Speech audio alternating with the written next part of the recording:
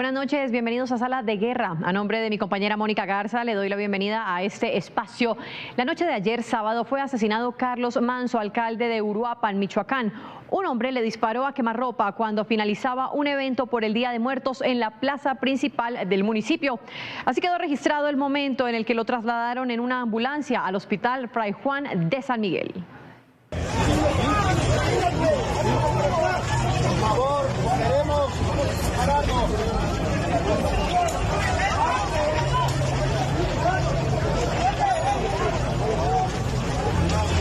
El alcalde falleció en el hospital debido a las heridas de bala. El agresor fue abatido por personal de seguridad de este alcalde Manso y posteriormente las autoridades estatales detuvieron a 2 personas que están involucradas en el asesinato. El hecho es grave debido a que Carlos Manso llevaba varios meses solicitando apoyo al gobierno federal y sobre todo acciones concretas y frontales contra los grupos del crimen organizado. Parece que no fue escuchado. Los líderes de la oposición lamentaron inmediatamente el asesinato del alcalde a través de redes sociales. Jorge Romero, presidente nacional del PAN, condenó el asesinato de Carlos Manso diciendo: una vez más, un asesinato contra quien levanta la voz por el secuestro de nuestro país. Mientras que el presidente nacional del PRI, Alejandro Moreno, dijo: Carlos fue un hombre valiente que se atrevió a levantar la voz, a señalar la complicidad del gobierno y la pasividad de las instituciones frente al crimen organizado. Lo asesinaron por no callarse, por enfrentar lo que Morena prefiere ignorar. Y el líder nacional del Movimiento Ciudadano, Jorge Álvarez Maínez, se sumó a la condena diciendo: una y otra vez Carlos Manso alzó la voz para pedir ayuda del gobierno federal. Hace más de un mes en la Cámara de Diputados se hizo un llamado formal a atender sus solicitudes. Hoy domingo, la presidenta Claudia Sheinbaum convocó al Gabinete de Seguridad a las 9 de la mañana a una reunión de emergencia debido al asesinato del alcalde. Posteriormente, también lamentó el hecho. El secretario de Seguridad, Omar García Harfuch, junto a los secretarios del Ejército y la Marina, ofrecieron una conferencia de prensa donde destacaron que Carlos Manso contaba con seguridad perimetral por parte de fuerzas federales y que ya realizan las investigaciones del asesinato. Sobre el mismo tema, el subsecretario de Estado de Estados Unidos, Christopher Landau, lamentó el ataque contra Manso y ofreció ayuda. Dijo: Estados Unidos está dispuesto a profundizar la cooperación en materia de seguridad con México para erradicar el crimen organizado a ambos lados de la frontera. A lo que el secretario de Seguridad, Omar García Harfuch, respondió: Es bienvenida, todas. Si tienen información al respecto, por supuesto la recibimos, como como en cualquier otro caso que trabajamos con una estrecha colaboración con ellos en intercambio de información. Por supuesto, cualquier tipo de información, no solo de Estados Unidos, de cualquier institución de seguridad, siempre va a ser bienvenida y siempre vamos a colaborar con todas las instituciones, mexicanas o extranjeras, por supuesto. Este domingo fue el funeral de Carlos Manso. Cientos de ciudadanos de Uruapan acompañaron el féretro hasta donde fue velado. Ahí acudió el gobernador de Michoacán, Alfredo Ramírez Bedoya, quien tuvo que salir debido a los reclamos y abucheos de la gente.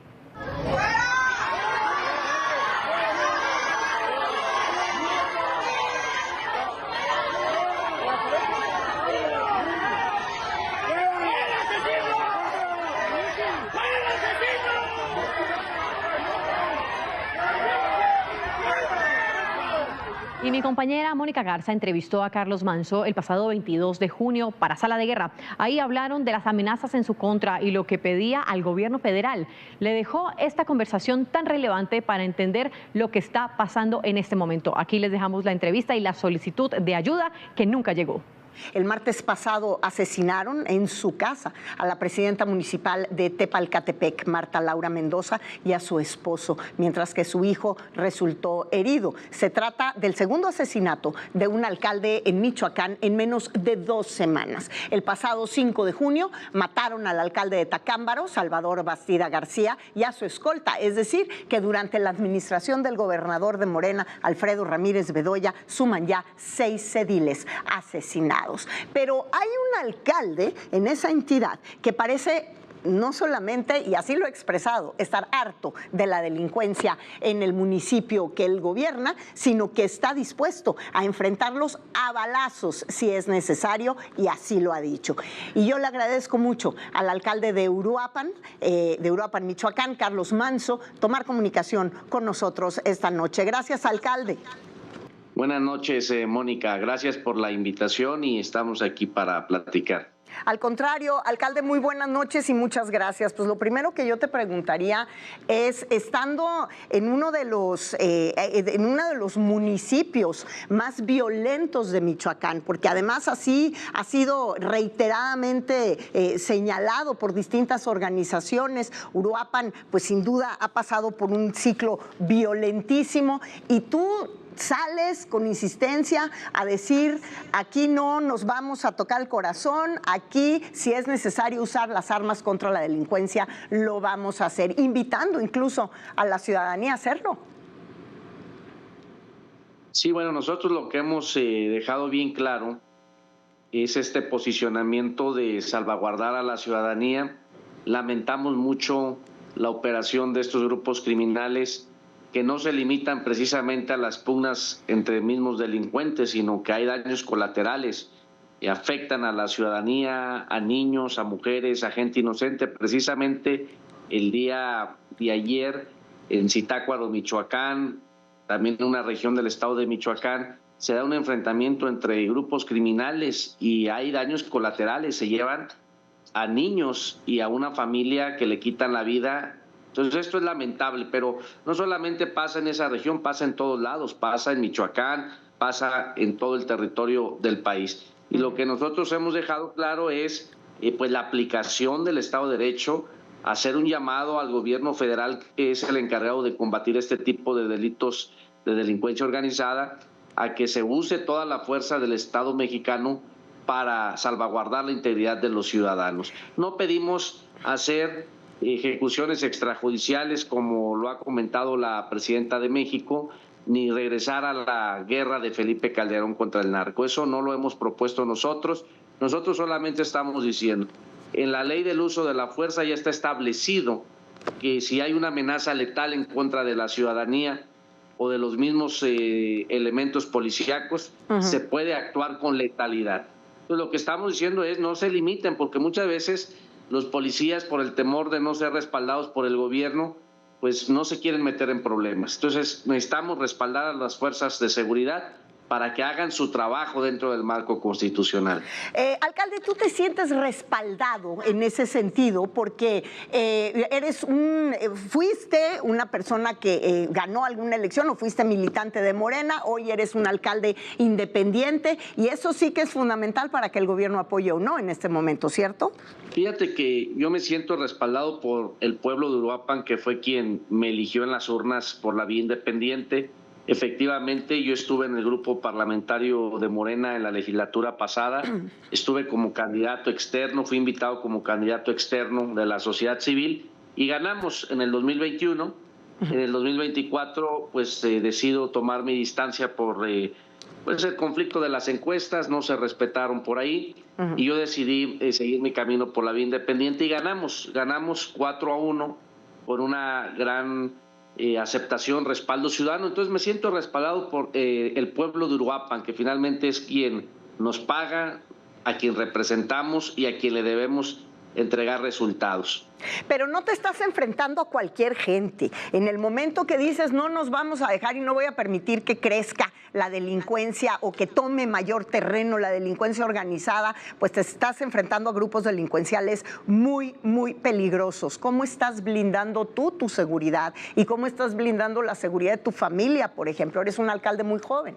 Sí, mira, principalmente consideramos que desde luego hay una gran desventaja por la manera clandestina como operan estos grupos delictivos, la capacidad de fuego que tienen una capacidad de fuego con material de guerra, armas calibre 50, armas con lanzagranadas, minas, prácticamente bombas que avientan desde drones. Es una capacidad de fuego de guerra o prácticamente de terrorismo. Lo que nosotros estamos haciendo, primeramente, el blindaje mayor, es no tener nexos con ellos.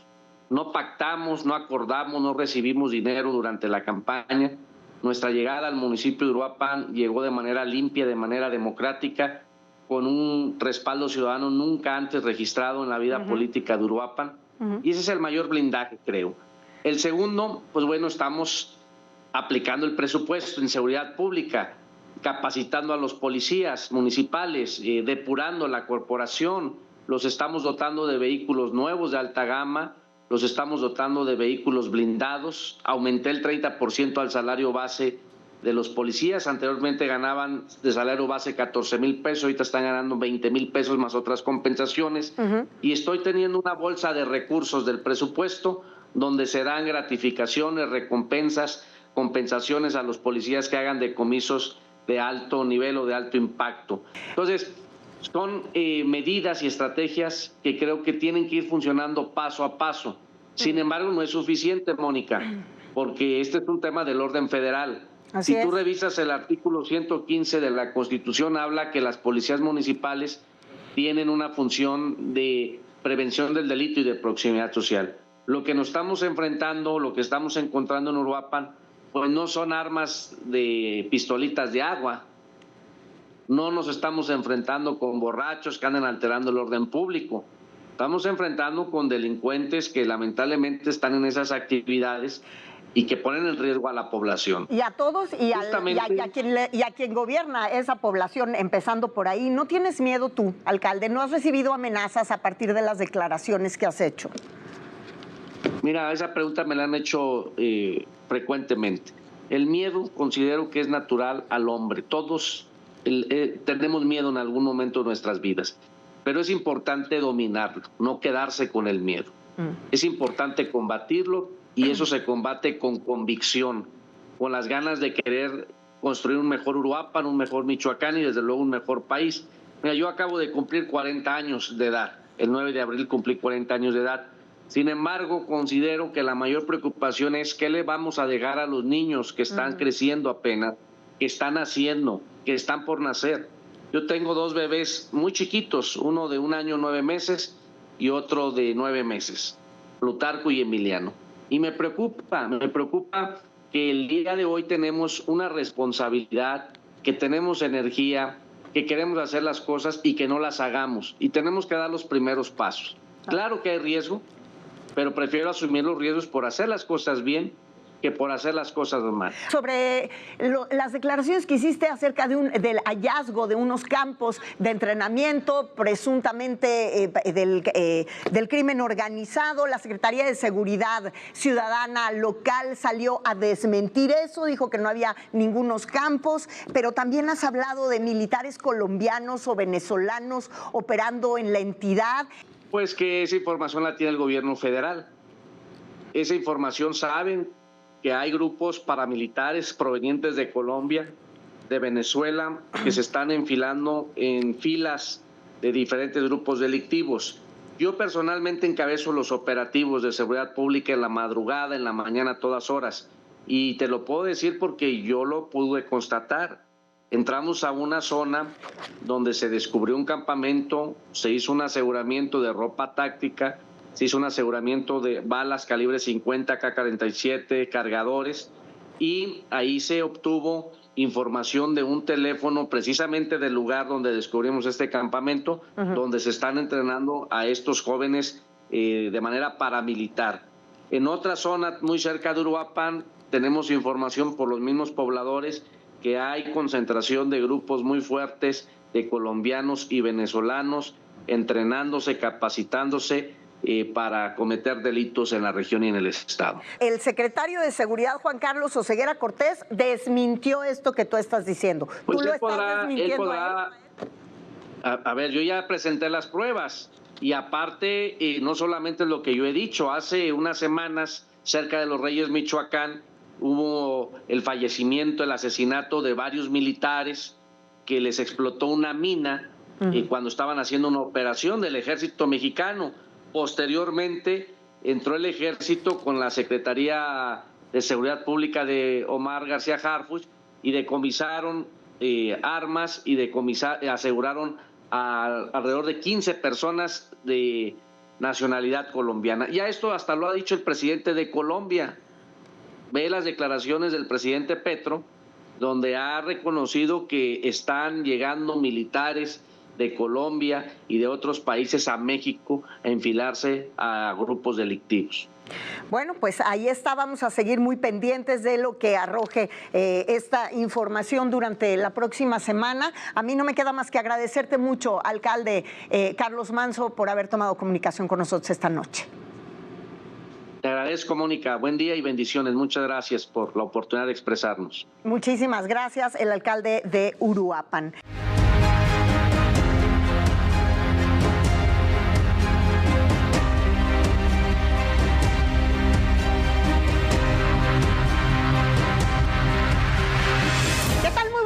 Bienvenidos, ya estamos en Sala de Guerra, terminando esta semana tan reveladora como violenta. Hoy vamos a hablar de la caída del Producto Interno Bruto en nuestro país. ¿Qué tan preocupados debemos estar los ciudadanos por esto? ¿Es que está México a las puertas de una recesión económica? También vamos a hablar del padrón electoral que al parecer volvió a filtrarse y hubo quien incluso lo pudo poner a la venta. ¿Dónde está entonces la seguridad de nuestros datos? Además, con la reforma al Código Fiscal que ahora podrá intervenir nuestra privacidad hasta en los detalles más insospechados. Y todo esto, ¿qué impacto está teniendo en las preferencias de los electores hacia la elección del 2027? Vamos a tener más nombres y más números. Yo soy Mónica Garza. Arrancamos con las polémicas. Un poemario escrito por una mujer horriblemente asqueroso de malo no merece que se lo mandemos a una sala comunitaria en mitad de Guanajuato. ¡Fuera Taibo! ¡Fuera Taibo! No es la intención, porque Ignacio no tiene esa intención. Pero acuérdense que de intenciones, pues las interpretaciones de los jueces ha sido esa. Ah, cabrón, que piense que eres un animal, una cosa. A Veracruz se le respeta. Este pueblo merece respeto y su gobernante también. Esta cadenita trae triunfo. Este es acero, es estil, acero. ¡Batichicas! Te hago este mensaje para decirles que primero estoy bien de salud, que estoy perfectamente bien, que estoy libre. Publicado recientemente 2 piezas de comunicación. En ambos usted expresa pensamientos profundos de lo que usted define la historia actual de México. Cayó Arturo N., pieza clave en la estructura del grupo delictivo conocido como La Barredora. Leonardo Arturo N., alias El Carnal, exdirector de la Policía Estatal de Tabasco. Esta semana estuvo llena de temas polémicos en los 3 poderes, pero también fue una semana muy violenta con lamentables asesinatos. Comienzo en Michoacán, donde fue asesinado en un ataque armado Roberto Ramírez Zárate, síndico del municipio de Penjamillo. Según la Fiscalía General del Estado, el cuerpo del funcionario fue hallado dentro de un vehículo con múltiples heridas de bala. Asimismo, en Durango murió otro periodista a manos del crimen organizado. Se trata de Miguel Ángel Beltrán, cuyo cuerpo fue encontrado en la carretera Durango-Mazatlán junto a un narcomensaje. Este comunicador estaba retirado de los medios formales desde hace algunos años, pero se dedicaba a crear contenido para plataformas digitales sobre temas de seguridad y días antes había estado informando sobre los enfrentamientos entre grupos del crimen organizado en la entidad. Con él ya suman 9 periodistas asesinados en nuestro país en lo que va del año. Y en otro tema de seguridad, el miércoles pasado el Gabinete de Seguridad se reunió allá en Michoacán precisamente para revisar la estrategia contra la extorsión, sobre todo contra los limoneros, y llamó mucho la atención la ausencia de la alcaldesa de Apatzingán, municipio que en aquel estado pues es epicentro de las extorsiones, como lo vimos aquí la semana pasada, pues no fue convocada a la reunión, ella misma lo confirma. Yo, en términos personales, debo decirte que incluso me parece que está bien, porque al final del día las autoridades pues regresan a la Ciudad de México y uno queda aquí o puede quedar aquí con la apreciación de que conoce cuáles van a ser las estrategias o cuáles van a ser las medidas que se ejecuten en términos de seguridad, y eso puede incluso tener algunas complicaciones para tu servidora. Entonces, para mí está bien que no nos involucren en el tema, que todas las medidas y operativos que se vayan a ejercer pues sean al margen de tu servidora. Imagínese, pero resulta que ella misma, esta alcaldesa, Fanny Arriola, contrató esta misma semana para un evento oficial a un grupo que canta narcocorridos. Son ellos. Arriba, viejo. Arriba, Palcingán, Michoacán, compadrito. Toda la gente que no viene alegre en esta esta noche les queremos cantar un corrido muy bonito, especialmente y agradeciendo a la presidenta Fanny, gracias por esta gran invitación, y me dijo, cántame este corrido, y con mucho cariño se la cantamos. Y este corrido ustedes lo hicieron éxito, y en este corrido, en esta noche se lo cantamos así, porque este corrido dice, como dice compa Frankie. Son los originales de San Juan que hacen con su música apología del delito. Esto en teoría debe ser sancionado por el Código Penal, pero pues una vez más, hasta el momento no ha habido ninguna consecuencia. Y a propósito de seguridad, el secretario Omar García Harfuch compareció esta semana en privado ante la Cámara de Diputados, donde expuso la estrategia del gobierno federal y aprovechó pues para negar que haya sufrido ningún atentado, como fue publicado en una columna de opinión en días recientes. No he recibido atentados, hay demasiadas alertas que son desechadas, descartadas e investigadas de manera permanente, y eso es lo que estamos haciendo siempre. ¿Sí? ¿Alerta previo al 15 de septiembre? No, en esa casa que se refiere es una casa muy pública, yo no vivo ahí, es una oficina que tiene, si bien es una oficina que tiene una recámara, es muy pública, pues en el proceso interno todos ahí estuvimos, entonces no tuvimos ninguna alerta previa. Pero el detalle lamentable de esa comparecencia pues fue, como lo vimos todos, el numerito que montaron 2 diputadas de Morena por permanecer junto al secretario de Seguridad, una nota que generó tanto comentario entre la opinión pública que el coordinador de la bancada, Ricardo Monreal, de la bancada de Morena, decidió pues salir a hacer control o intentar hacer control de daños, acompañado por ambas legisladoras, Gabriela Jiménez, vicecoordinadora de la bancada de Morena, y Jessica Saidén, presidenta de la Comisión de Seguridad Ciudadana, a quienes pues atropelladamente, y digo atropelladamente por todo lo que causó después, las bautizó como batichicas. Escuche. No. Levántale la mano, levántale la mano. Batichicas. Las dos. Ay, tiro. El galón. Coordinador. Coordinador. Bueno, el hecho resultó bochornosísimo, indigno para ellas y para muchas mujeres que estábamos observando esta escena, y lamentable en general por donde se vea, aunque ambas legisladoras después salieron a justificar todo lo sucedido, diciendo incluso que se sentían orgullosas de ser batichicas del secretario de Seguridad. Muy triste, pero lo grave en realidad no es eso, lo grave es que ocurran cosas tan superficiales mientras se están abordando temas tan delicados para nuestro país como es el combate al crimen organizado y también pues la violencia de género, que aquí, aunque se esmeren en justificarlo, pintó una nueva raya. Y seguimos en San Lázaro porque el mismo coordinador morenista, Ricardo Monreal, adelantó que va a haber más recortes para el Poder Judicial, para el Instituto Nacional Electoral y para el Tribunal Electoral, pero eso sí, al Poder Legislativo, ese sueldo ni se toca. Habrá disminución en 4 vertientes. El Poder Legislativo, que quede igual, no tiene ningún aumento, se ya planteó el 3% más, queda igual que este año, Senado y diputados. Se reduce al Poder Judicial el presupuesto planteado, se reduce el INE, se reduce el Tribunal Electoral, entre otras cosas. Y a propósito del legislativo, esta semana también, luego de que se hubieran exhibido a legisladores flojos que no van a trabajar, que no se presentan a sesionar, o si lo hacen, pues casi desde una cama de alberca, la presidenta de la Cámara de Diputados, Kenia López Rabadán, llamó a que se constituya el Comité de Ética de la Cámara Baja, porque lleva más de un año sin instalarse.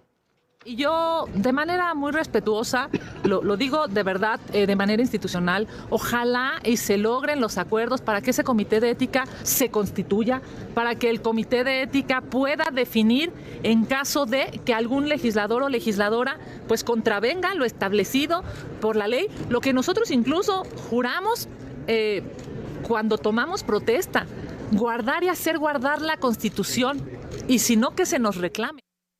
Pues mínimo, ¿no? Porque para eso usted y yo y todos les pagamos a los legisladores sus sueldos con nuestros impuestos. Igual que a otro legislador como el coordinador de los senadores de Morena, Adán Augusto López, cuyo escándalo escala día con día. Esta semana la organización Mexicanos contra la Corrupción reveló que él y su hermano Melchor son titulares de 2 notarías en Tabasco, en las que fueron constituidas 13 empresas involucradas en el desvío de 464 millones de pesos de Pemex en la estafa maestra. En ambas notarías y una tercera, en la que es titular un ex colaborador de Adán Augusto López, se fundaron 13 empresas listadas por el SAT, según esta investigación, como factureras para evasión, lavado y desvío de fondos, que son delitos federales. A ver, ¿también van a decir que él no sabía nada de esto? Por cierto, esta semana fue detenido en Tabasco el carnal Arturo Leiva Ábalos, quien fue director de la Policía de Tabasco en el 2021. Su nombramiento fue ordenado por el entonces gobernador Adán Augusto López y fue también colaborador de Hernán Bermúdez. Se le identifica incluso como líder del cártel Jalisco Nueva Generación en aquella región. Indudablemente, la pinza se va cerrando cada vez más sobre la figura del líder de los morenistas en el Senado. Y nos vamos al Poder Judicial, donde concluyó la labor de la magistrada de la Sala Superior del Tribunal Electoral. Yanine Otálora terminó su periodo y a pesar de que solicitó pues que no se mencionara su retiro, la presidenta del tribunal, Mónica Soto, sí lo hizo y de paso destacó su trayectoria. Para reconocer el trabajo y la trayectoria de la magistrada Yanine Otálora Malací, sé que me pidió de manera expresa que fuera una sesión exclusivamente jurisdiccional, pero no es posible retirar a la magistrada Otálora sin hacerle un reconocimiento a su trabajo, a su trayectoria, a su fortaleza y a lo que ha aportado a este tribunal electoral. Y lo que también ha aportado con su firmeza en sus decisiones, a veces compartidas y a veces no, pero siempre válidas y constitucionales, tanto las suyas como las de cada una y cada uno de nosotros en este tribunal. Así es que cerramos este ciclo.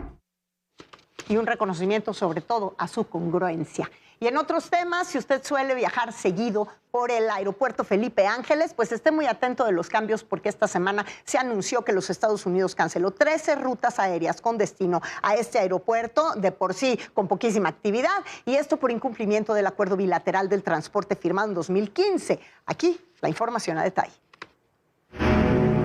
El AIFA podría quedarse más desierto que nunca. Luego de la cancelación de rutas que anunció Estados Unidos, Viva Aerobús reconoció que cancelar sus 9 rutas desde la IFA afectará a miles de clientes mexicanos y estadounidenses que planeaban viajar en la temporada de vacaciones. Estas afectaciones, por supuesto, son no solo para las aerolíneas, sino también para los pasajeros que ahora pues tendrán que tener pues algunas otras opciones de vuelo para realizar sus viajes. Aeroméxico informó que su única ruta afectada en el aeropuerto de la Ciudad de México es hacia Puerto Rico y está reembolsando su dinero a sus clientes o les cambia el destino, a partir de hoy y hasta el 31 de octubre. Volaris informó que ninguna de las rutas que opera actualmente han sido afectadas, pero viene una segunda oleada de sanciones. Tampoco las aerolíneas mexicanas que lleven carga en la panza de los aviones comerciales y que salgan del Aeropuerto Internacional de la Ciudad de México van a poder entrar a Estados Unidos.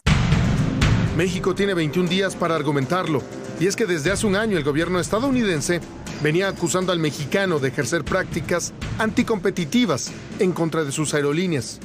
Lo que Estados Unidos está reclamando es, a mí déjame las condiciones que pactamos en el convenio bilateral del 2015, que estaba pactado que las aerolíneas norteamericanas podrían trasladar carga desde cualquier punto del México, del país. Incluso la Asociación de Pilotos criticó la falta de una visión de Estado y le pidió al gobierno actuar con responsabilidad, porque del lado mexicano ignoraron las advertencias y hoy estamos pagando las consecuencias de los caprichos de ya sabe quién. César Méndez, Fuerza Informativa Azteca. Y en más temas de economía, la bancada mayoritaria de Morena avaló varios nuevos impuestos a las bebidas azucaradas, los videojuegos considerados violentos, las apuestas, el ingreso a los museos, los formatos de salida para menores al extranjero y el ingreso de extranjeros sin permiso de trabajo en México. La oposición se pronunció en contra, sobre todo el senador de Movimiento Ciudadano, Luis Donaldo Colosio. Dicen que buscan concientizar a las familias y combatir la violencia, pero todos los estudios que citan, todos concluyen lo contrario. No hay relación causal entre videojuegos y conductas violentas. Y citar una fuente que después te desmiente públicamente, como hizo de CIU, es evidencia de que este dictamen se armó con recortes, no con ciencia. UNICEF lo explica perfecto. Los videojuegos no generan agresión y quienes los estigmatizan están viendo al enemigo equivocado. Porque mientras aquí discutimos si Skyrim o Call of Duty son un riesgo social, el crimen organizado sí recluta, sí adoctrina, sí paga mejor que cualquier trabajo disponible hoy para millones de jóvenes. México tiene más de 76 millones de jugadores y una industria evaluada en 2.300 millones de dólares al año. Una industria que si la tratamos como aliada, puede traer inversión, puede traer empleo, puede traer innovación, puede traer profesionales de alto valor.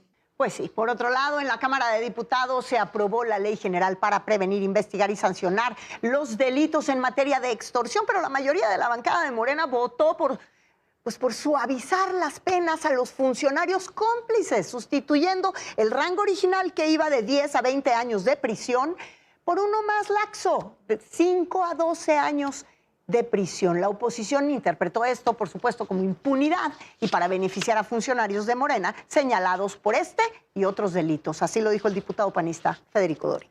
Pero vemos con profunda consternación la traición de Morena a las víctimas, al dolor y al sufrimiento de todas aquellas familias a las que los delincuentes que quieren preliberar reduciendo las penas van a salir beneficiados. Lo que era una iniciativa a favor del dolor de las víctimas, la reparación del daño y el acceso efectivo a la justicia, lo está volviendo Morena por salvar a Hernán Bermúdez, a Pepín López Obrador y a Dan Augusto, una iniciativa a favor de los delincuentes que crean cárteles y que extorsionan, asaltan y secuestran mexicanos desde el gobierno.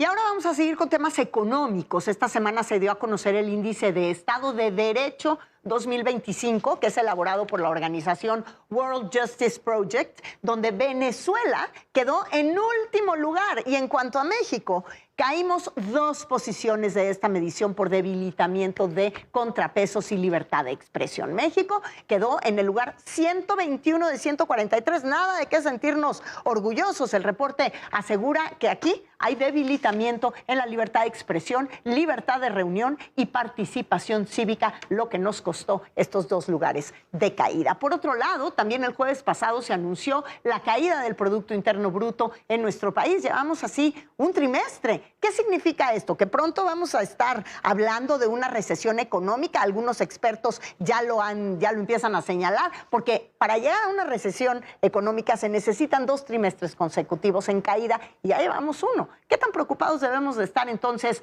los mexicanos con esto? Pues que nos conteste el experto. Carlos Mota, buenas noches. Hola, querida Moni, ¿cómo te va? Buenas ¿Cómo noches. estás? Bien, gracias. ¿Qué tan preocupados debemos estar? Mira, yo creo que en México los ciudadanos tenemos que estar atentos, más que preocupados, atentos a estos indicadores, porque sí es una caída importante de 0.3% del Producto Interno Bruto.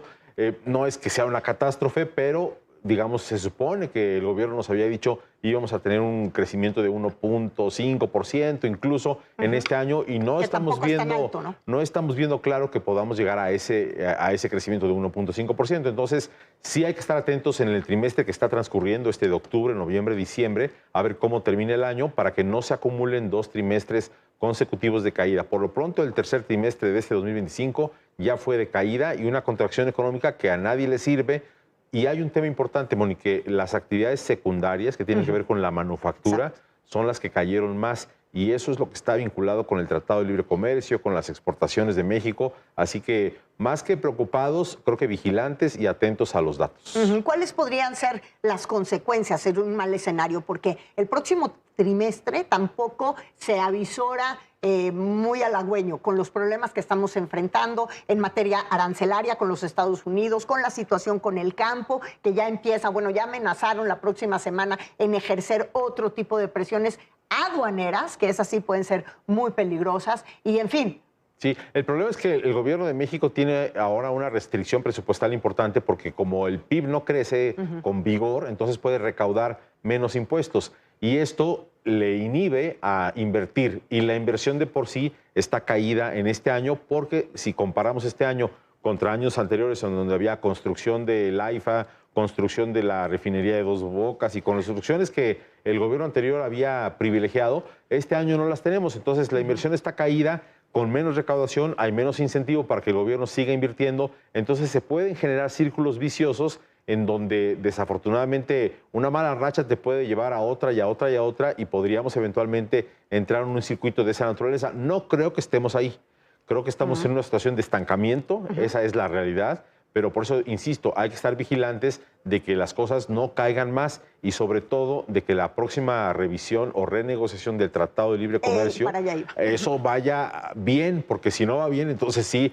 en 2026 podría ser muy complicado. Pues ya el asunto del AIFA, muchos expertos como tú ya lo están señalando como una presión más de cara a esta renegociación en el 2026 del Tratado de Libre Comercio. Sí, hay que recordar que el gobierno de Estados Unidos publicó una lista de 50 temas problemáticos con México en materia económica y ahí hay temas de telecomunicaciones, de energía, de cumplimiento de reglas. Esto es algo que el USTR, el representante comercial de Estados Unidos, documentó y luego el Departamento de Estado le entregó al gobierno de México de manera oficial como un reclamo de que esto se tiene que resolver, barreras no arancelarias se tienen que resolver para poder entrar a la negociación comercial. Sabemos que esto ha sido una estira y afloja muy complicado. El gobierno de México dice que no son barreras no arancelarias, son algunos obstáculos nada más al comercio. Yo creo que el gobierno de Estados Unidos está más preocupado y por eso pues quiere que esto se resuelva antes de entrarle a la negociación, que es la parte fundamental e importante. Que además hay algo importante aquí que decir. Esto tiene mucho que ver con la incertidumbre que ha generado el Poder Judicial. Sí, el Poder Judicial, el Servicio de Administración Tributaria, el SAT, también está siendo documentado por parte de la US Chamber of Commerce, la Cámara de Comercio, que le escribe una carta al USTR, al representante comercial de Estados Unidos, y le dice, oye, México está incumpliendo normas internacionales en cobro de impuestos, están exprimiendo excesivamente a las empresas estadounidenses haciendo negocios en México. O sea, es decir, hay una serie de temas que están preocupando a la autoridad estadounidense y que no van a quitar el dedo del renglón por más que México diga... ¿Quién es quien esta semana amenazó con irse, Samsung? Pues mira, hay varias empresas, ¿no? Hasta Costco dijo que le están cobrando excesivamente impuestos, auditorías y están en el SAT pues haciendo las cosas de manera no muy convencional. Sí. Y estas preocupaciones las va a llevar a la mesa de negociación el gobierno de Estados Unidos cuando venga la hora de revisar los términos en los cuales el TEMEC tendría que funcionar a partir de 2026 y hacia el futuro. No está fácil, la verdad. Bueno, pues estaremos muy atentos de ese negocio para seguir observando la situación, cómo se desarrolla. Como siempre, gracias Carlos Moni, Mota, por estar en Sala de Guerra. Nos vamos a un corte comercial y al regresar entramos de lleno a temas electorales. Resulta que que todo parece indicar que se filtró el padrón electoral. La institución electoral insiste en negarlo. Algunos expertos dicen que efectivamente que pudo haber caído en manos de hackers que pusieron en grave peligro todos nuestros datos. Regreso con esa información.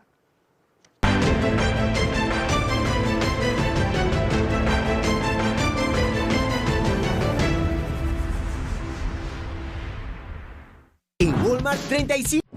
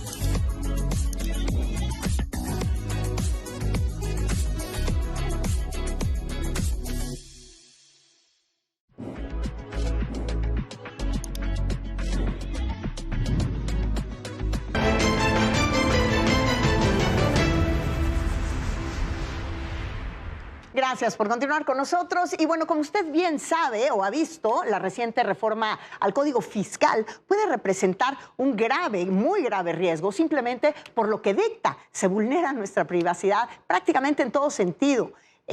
¿Podremos estar vigilados de cada movimiento que hagamos con nuestro dinero? Pues es muy probable que sí, pero por cada movimiento. Ponga atención a esta información.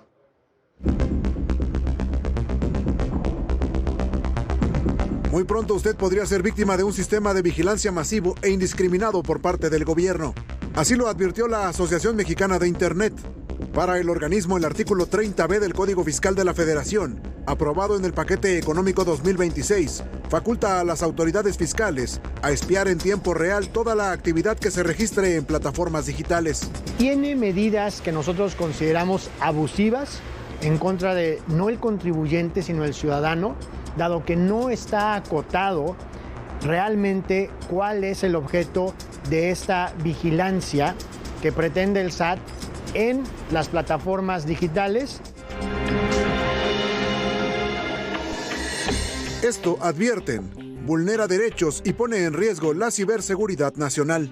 Los especialistas en Internet califican el artículo en sus términos actuales como un retroceso histórico con consecuencias irreversibles para la economía digital, la innovación y la confianza ciudadana. En particular porque quedaría expuesta información sensible del usuario de servicios digitales. No queremos ver nuestros datos siendo vendidos o utilizados por la delincuencia organizada. No queremos, desde luego, que los datos de nuestros seres queridos estén circulando por ahí. Por eso los expertos confían en que el Senado le corrija la plana a los diputados y no dejen que la persecución fiscal ahora también se use como herramienta para el espionaje. Ante la falta de autoridades garantes de la protección de datos personales, nos encontramos en un riesgo altísimo al ser la propia Administración Pública Federal juez y parte. Ricardo Torres, Fuerza Informativa Azteca. Bueno, pues así están las cosas y ahora vamos a entrar a temas electorales, donde también podríamos haber quedado seriamente vulnerados con el asunto de la filtración, de la supuesta filtración del padrón electoral, aunque ahorita ya el propio árbitro electoral insiste en negarlo, porque el responsable del padrón es precisamente el Instituto Nacional Electoral. Y bueno, a partir de que se dio a conocer esta noticia, se dio a conocer también la posibilidad de que grupos de hackers hubieran tenido acceso y lo hubieran incluso puesto a la venta con los datos de millones de mexicanos, nombres, dirección completa y otros datos que deberían de ser absolutamente reservados. ¿Cuál es el riesgo de esto?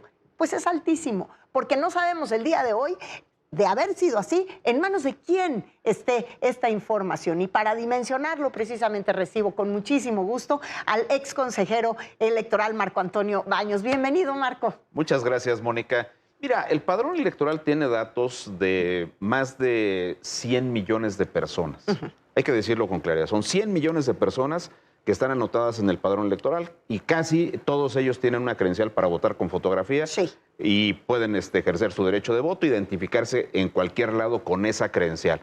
Así que si la base de datos es vulnerada de alguna manera, pues toda esa información podría estar en manos de, veto a saber de qué tipo de personas. Claro. En el pasado se registraron casos de bases de datos del padrón electoral que efectivamente aparecieron en servidores extraños, pero porque en una etapa el INE tenía que entregarle a los partidos políticos una copia del padrón, decía la ley, para la verificación por parte de los partidos. Así que aquel viejo caso del Choice Point, que apareció el padrón en un servidor, se demostró al final que había sido un disco con la información del padrón que se le había entregado a la Secretaría de Gobernación, porque se estaba haciendo ya temas de la cédula de identidad desde aquel entonces. Luego después hubo un tema con Amazon. Hubo también un tema con un servidor de Suecia que tenía el padrón, el registro federal de los contribuyentes, etcétera. Pero esos casos anteriores habían sido virtud a las copias que el INE le entregaba a los partidos. Ahora es una situación distinta porque el INE ya desde hace varios años no le entrega copia del padrón electoral a los partidos. Entonces hay notas que te dicen que posiblemente hubo una vulneración al padrón electoral y el INE lo niega. El pasado 25 de octubre el INE publicó una comunicación oficial muy rara, porque además está demasiado tecnificada la información. Para que no lo entienda nadie. Para que no lo entienda nadie, pero al final de cuentas lo que ellos dicen es que lo que fue vulnerado fue el correo institucional interno del INE. Eso también me llama Y entonces, ¿por qué hay tantas muestras de esta fuga de información que no habría otra manera de tenerla? Sí, el INE lo ha negado. Y creo que, pero además hay una cuestión que es muy importante. Tampoco ha aclarado con suficiencia qué pasó con esa información. Exactamente. Y eso me parece que sí es un déficit de información de parte del Instituto Nacional Electoral, porque lamentablemente en un país como el nuestro, el que calla otorga. Ahora, pero dices tú una fuga de correos electrónicos o mails, ¿de dónde? Porque el Instituto Nacional Electoral técnicamente no tiene propiamente estas salidas a Internet que con esa facilidad pueda suceder, ¿no? Sí. El INE trabaja, déjame tratar de decirlo así de una manera muy sencilla, el INE trabaja en conexiones de punto a punto. Por ejemplo, para la autenticación de la credencial de elector en los bancos, hay un punto de enlace que es directo solo con el banco y que no pasa por un sistema de Internet abierto al público. Lo mismo cuando vas al módulo de atención ciudadana donde una persona hace algún trámite con la credencial de elector, ese módulo tiene un punto de conexión con la base de datos, pero es un punto único que tampoco está circulando en la red. Ninguno de nosotros podría ingresar. ¿Qué sucede? Que cuando hay proveedores externos para trabajar en los sistemas informáticos, el INE les abre algunas cuentas para que ellos puedan navegar en la red en la parte en la que están trabajando. Si están diseñando, por ejemplo, no sé, pienso en el diseño del sistema de resultados electorales preliminares, que es obviamente un tema muy delicado. Pero para poder trabajar en esa parte, la empresa o la institución académica que tenga ese proyecto tiene un punto de acceso a la base a la red del INE, pero para poder ingresar a las bases de datos tendría que tener ciertas claves. Ahora, si esas claves se las dieron a alguna empresa, bueno, pues sí es un error y el INE lo tendría que aclarar, porque hay como algunos datos circulando por ahí que evidencian la posibilidad de que el padrón haya sido de alguna manera hackeado, lo cual sería terrible. Es que es terrible, porque eso es lo que yo te pedía justamente dimensionar. ¿Cuál es el tamaño del riesgo para 100 millones de mexicanos que se encuentran en ese padrón? El tamaño del riesgo es que sepan tu dirección, imagínate, que sepan los datos de identificación que tú pones, tu correo electrónico, tu número telefónico, pero de entrada tu dirección, el domicilio en el cual tú estás registrado formalmente en el padrón electoral. Eso es, por supuesto, que muy delicado y podría poner incluso en peligro la integridad física de los mexicanos y las mexicanas que estamos en el padrón electoral. Sí, es un tema delicado, no hay que obviarlo y creo que el INE tendría que ser mucho más claro en decir qué fue lo que pasó con ese tema y, en su caso, decir o desmentir que no fue robada la información o no fue hackeada la información. Ahora, si el daño está hecho, pues el daño hecho está. Pero ya no hay manera de blindar o encontrar otras alternativas para poner candados a esa situación, porque vulnerada nuestra información de esa manera, en una de las, con el documento de identificación más importante después o junto con el pasaporte que tenemos los mexicanos, pues entonces estamos como encuerados, ¿no? Sí, el INE tiene mecanismos informáticos que podrían blindar esa información. El punto es que digan con claridad qué fue lo que se vulneró y trabajen para poder detener el flujo de información en esa parte. Ojalá que efectivamente solo haya sido la parte de los correos institucionales, pero de todas maneras es muy delicado. Tú imagínate los correos de los consejeros electorales, los correos de los directores ejecutivos, de los titulares de las unidades técnicas y en general de todo el personal de la institución que andan circulando por ahí. No. Porque además en esos correos institucionales va información vinculada al manejo de las bases de datos. Porque, exactamente, y no solamente eso.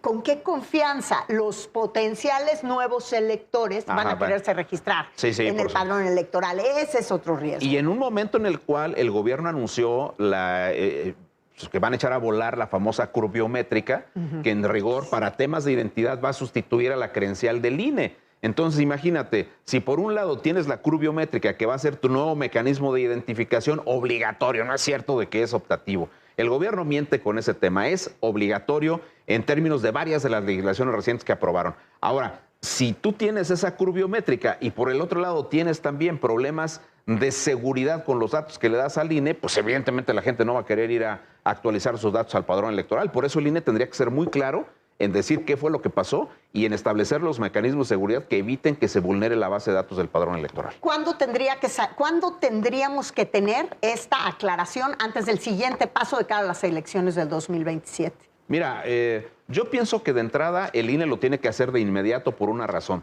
Primero porque en este momento el INE ya está organizando, aunque solo es un proceso electoral local, el de Coahuila del año que sigue, es importante que lo tengan. Y el INE tiene además, a partir del mes de septiembre del año que sigue, la organización de las elecciones federales y la parte que le toca de las elecciones locales, que son en todo el país. Y luego también están las famosas y controversiales elecciones judiciales. Falta la mitad de la elección judicial federal, falta la mitad en 19 estados y la totalidad en 3 estados de elección de personas La elección juzgadoras. judicial que nos dejó con el permiso de usar acordeones. Bueno, ayer ya los validó el tribunal. Pues ya. Los acordeones, dicho de otra manera, las trampas y el fraude electoral que se cometió en la elección judicial fue validada ayer en el cierre del periodo de Mónica Soto como presidenta. Y en la conclusión, ahí sí hay que reconocer el trabajo de Janine Otalora. Me parece que fue una magistrada muy congruente. Sí, sin duda. Pues Marco, muchísimas gracias como Mónica, siempre por estos minutos. Y después del corte tenemos más temas electorales, los números actualizados de los que ya suenan para competir en 2027 para gobernar los estados de Nuevo León, San Luis Potosí y Quintana Roo. Pero antes los dejo con el cartón de Rictus en esta celebración de muertos. ¿Qué creen? Pues dibujó el político más esforzado por sepultar su carrera. ¿Quién será?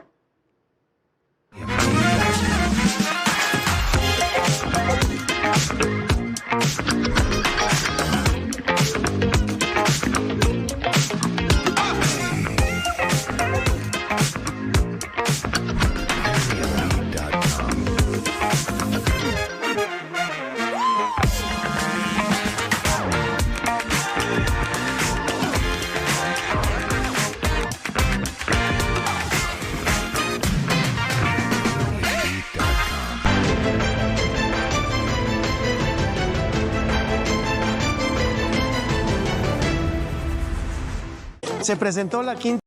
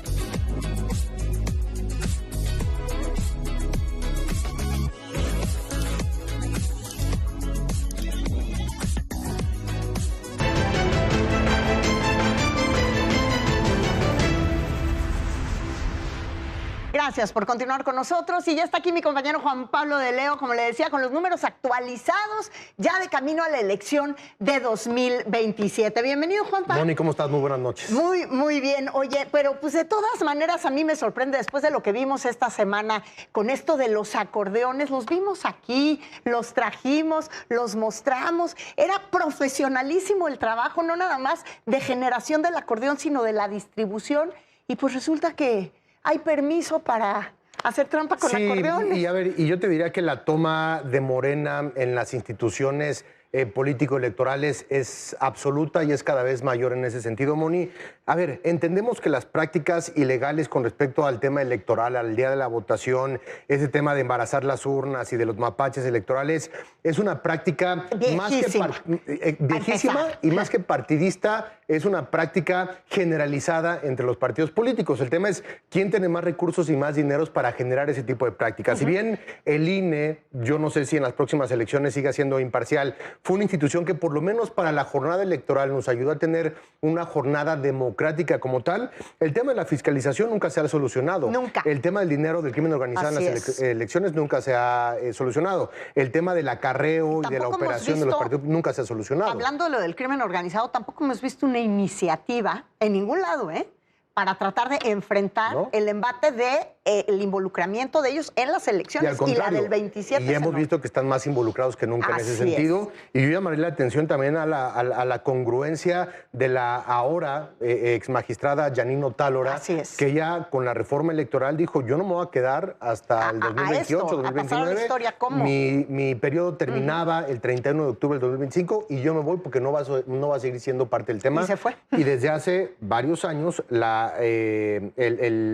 parte electoral y la corte que ve la parte electoral ha estado tomada por Morena. En cuanto a las decisiones, en cuanto a los votos, la reforma electoral no tendría por qué haber sido avalada y fue avalada. Es decir, yo te diría que es parte de lo que hemos estado viendo a partir de los últimos años con respecto a la toma de Morena en ese sentido. Pues antes de que empiecen los acordeones, vámonos con los números. Vámonos con los números que estamos presentando en Pulse MX, Moni, esta semana de distintas encuestadoras. Comenzamos con el estado de San Luis Potosí. Esta es una encuesta de la encuestadora Algoritmo, que nos presenta los siguientes números. Morena con 31% de los votos, 26% de la intención de voto para el PAN, 17% de la intención de voto para el PRI, 9% de la intención de voto para el Partido Verde y 6% de la intención de voto para Movimiento Ciudadano. San Luis Potosí, un estado que está en manos actualmente del Partido Verde Ecologista, un estado que también tiene amplias posibilidades de mantenerse en manos de este partido a partir de la relación que hay entre el gobernador y una de las principales candidatas, que es la senadora Ruth González en ese sentido, pero lo que nos muestran aquí es una también potencia de Morena como partido político. Vámonos con la siguiente encuesta, Moni, que es Quintana Roo, una encuesta de Gobernarte que también se publica esta semana y que la retomamos en Pulse MX. En Quintana Roo tienen a Gino Segura, al senador del Verde, precisamente con 29.9% en la intención de voto. Ana Patricia Peralta, en segundo lugar, con 21.6% en la intención de voto. Estefanía Mercado, 13.2%. Rafael Marín, 10.3%. Y Maribel Villegas, 9.8%. ¿Todos ellos del mismo partido? No, son de partidos distintos, pero Gino Segura en ese sentido, Moni, es un senador muy joven y es un senador que en ese sentido se ha ligado mucho a la gobernadora de Quintana Roo como tal, y es uno de los favoritos que están empujando para poder ocupar la gobernatura a partir de la alianza Morena, Partido Verde o Verde por su cuenta propia, porque si hay un estado donde tiene un valor propio el Partido Verde, es precisamente allí en Quintana Roo. Sí, claro, pero donde las cosas se han movido mucho en Quintana Roo por el tema precisamente del crimen organizado, del tema de la seguridad, entonces habría que ver quién tiene más peso en ese sentido, más credibilidad, ¿no? Y por último, vamos a ver cómo se están moviendo las elecciones de Nuevo León con esta encuesta de Rubrum, que le da seguimiento desde el mes de septiembre al mes de octubre, ahora en un mes, un descenso de la intención de voto para Morena del 30 al 26%, un ascenso en la intención de voto de Movimiento Ciudadano de 19% a 23.3%, el PRI se mantiene igual en 21% en la intención de voto y el PAN baja de 18 a 15%. Si hacemos caso a esta encuesta de Rubrum, vemos que lo que pierde Morena en intención de voto en Nuevo León lo gana Movimiento Ciudadano, que son más o menos 3-4 puntos porcentuales en la intención de voto actualmente. Lo platicamos aquí con Patricio Morales, Moni, la semana pasada, el tema de Nuevo León, uno de los ejes fundamentales para la alianza PRI-PAN, que es lo que va a suceder ahí, y por otra parte, ¿quién va a ser el candidato de Movimiento Ciudadano? Es que yo, fíjate que estaba elección? Platicando con otro encuestador, uno no revela sus fuentes esta semana, que me decía que a lo mejor la sorpresa que tanto había anunciado el PAN, que tanto anunció Jorge Romero, que dijo, en Monterrey, en Nuevo León puede haber una sorpresa, y esa sorpresa a lo mejor podría ser la alianza del PAN con Movimiento Ciudadano con Mariana Rodríguez. Sí, se habla mucho también de la posibilidad de que Adrián de la Garza se pudiera pasar al PAN.